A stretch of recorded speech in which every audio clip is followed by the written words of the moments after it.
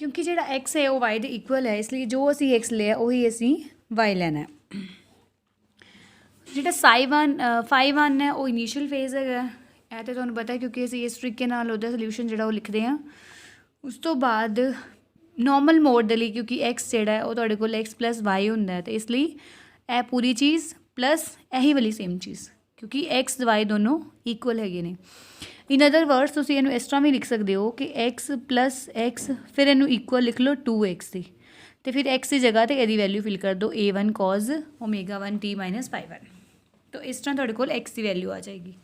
तो एक्स की वैल्यू जिहड़ी है वो जिहड़ा 2a1 है, हुण यह जिहड़ी चीज़ हैगी है ये तुहाडा टोटल एम्पलीट्यूड बन गया x naught, maximum value of amplitude cause of ω1 है सारा।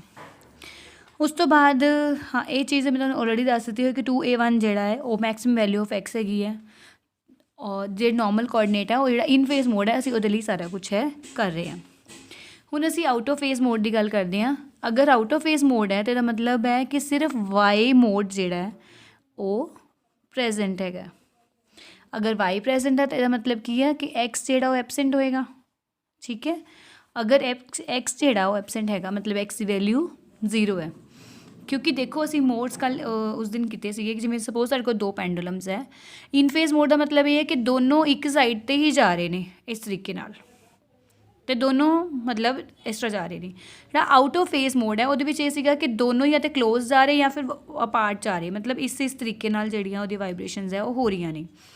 तो देखो जदों ए वाली वाइब्रेशनस है यह तो है ही है ना भी जिन्ना वो हो रहा उन्ना ही, जिन्ना इधर वाला चीज़ आ रही उन्नी इधर जा रही, मतलब एक्स का डिस्प्लेसमेंट है या वाई का डिस्प्लेसमेंट है। तो जिन्ना एक्स का डिस्प्लेसमेंट है उन्ना ही वाई का डिस्प्लेसमेंट है।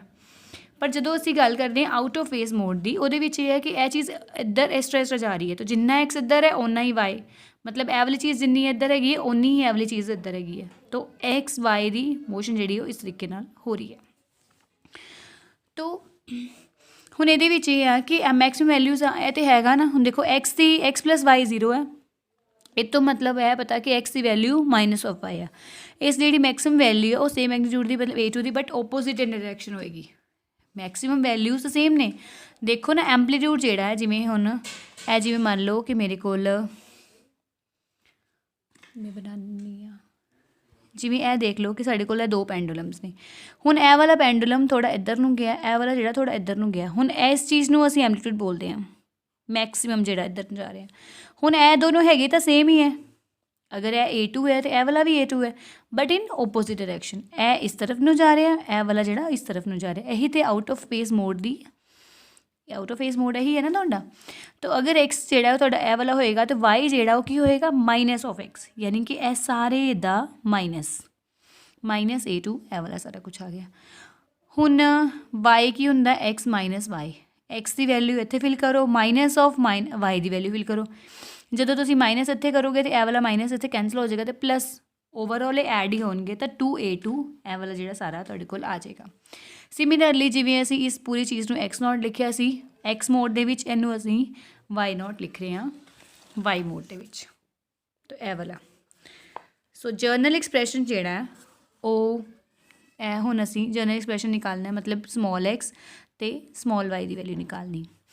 हुण कैपीटल एक्स तुहाडे कोल एक्स प्लस वाई है, तो वाई की कैपीटल वाई जिहड़ा वो एक्स माइनस वाई है।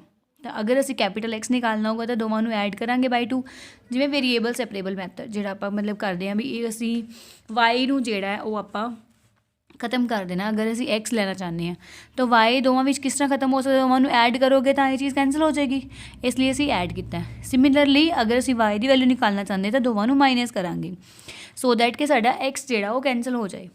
तो इत्थों एक्स माइनस वाई बाई 2 हुण ये जिहड़ी चीज़ है तुसीं कर सकते हो।